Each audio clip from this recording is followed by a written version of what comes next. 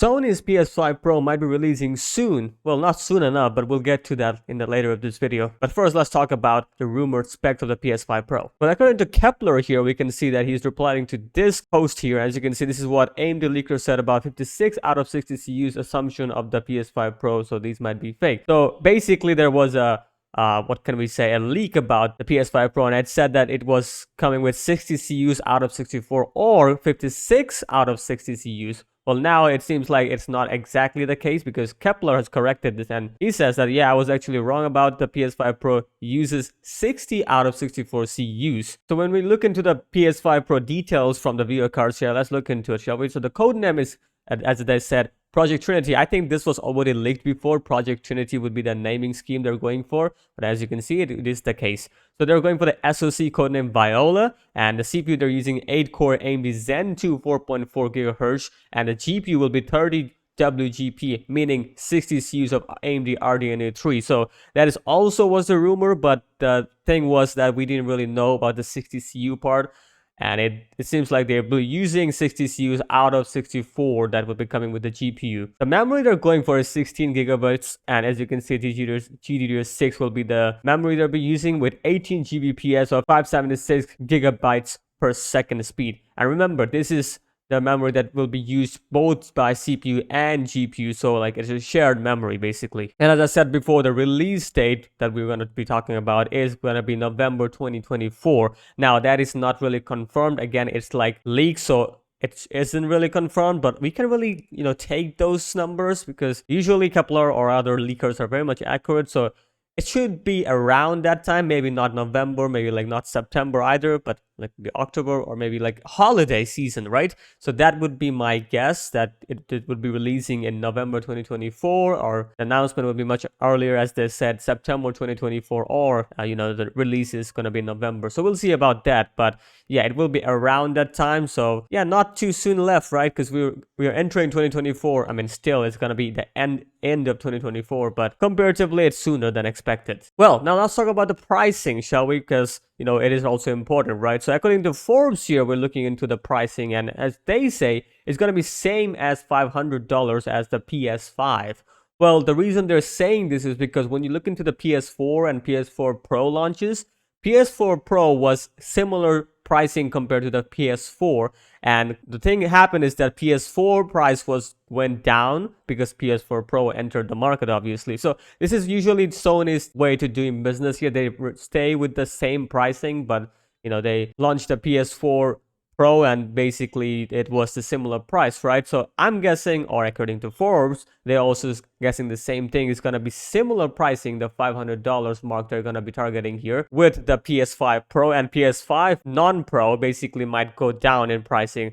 Now the question is, this time around, they're introducing the no disc, well, detachable disc type of design, right? We're seeing that. So my question would be, is that $500 pricing for the non-detachable one or with the detachable hard drive? We are not sure. Or are they going to be pricing even a little bit extra for the detachable disk drive? We're not sure about that, but I'm guessing it comes with the PS5 anyway, so that might be included with the $500. So I am not sure, but we can somewhat guess that it might be around $500. Now let's just look into some comparisons here, shall we? So the PS5 Pro codename Viola, which is going to be utilizing the 4nm, basically 4 nanometers, so that is really nice. They're going to be using that SoC, more advanced SoC and probably more efficient. But the CPU, they're using the same, as I said, the same AMD Zen 2 processor, which is 8-core 16 threads.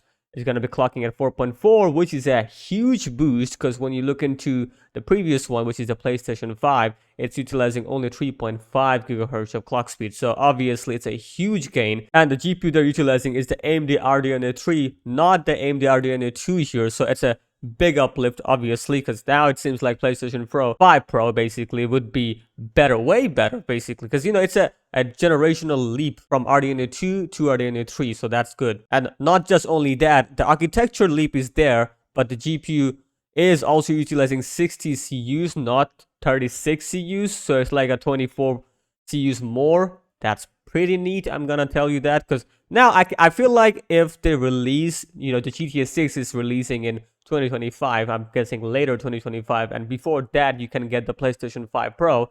So I'm guessing GTA 5 or GTA 6, I would say, is not gonna be having any problem in terms of performance because now we're gonna be getting the PlayStation 5 Pro with similar pricing but better performance increase. And then, well, there was a rumor that GTA 6 might not be utilizing the full 60 FPS experience, so that is kind of sad. But now when we have PlayStation 5 Pro, I don't think we have to be worried about that. Unless you own PlayStation 5, then it's kind of like a bummer because 30 FPS target would be the case for the GTA 6. But for PlayStation 5 Pro, I feel like 60 FPS ray tracing would be amazing. And the memory remains the same as I said before, but the memory speed did go increase, as you can tell, 18 Gbps compared to 14 Gbps. So that's a pretty neat upgrade there, so I'll rate that. Now the release date is rated here is November 2024, and remember 2020 was the release date for the PlayStation 5, so that kind of tells you something. It should be around November or September, October, I'm not sure. Probably November, because this makes sense, because you know, all the consoles were around that time. Even the Xbox Series X was around November 2020, so it should be the case. And hopefully PlayStation 5 will be able to crush other competition. I'm talking about Xbox, obviously. Unless Xbox realizes that they're in trouble, so let's just make a better Xbox variant. Who knows? They might do that. I am not sure. Even though, if you look into the Xbox specs here, it's not too bad, right? But the thing is that they don't really utilize too many developers, right? They don't link with too many developers, and thus they don't have any that many games that is, you know, crazy, you know, people would crave for. So I think that's the problem with the Xbox, with the developers. But yeah, either way, that's not really important. What we're looking at is the PlayStation 5 Pro, and release date 2024 November. That's going to be very much interesting. Now the question would be how well it will perform, because as I said already, I've discussed the performance target about the GTA 6, because GTA 6 will be releasing in 2025, late 2025. That would be our guess.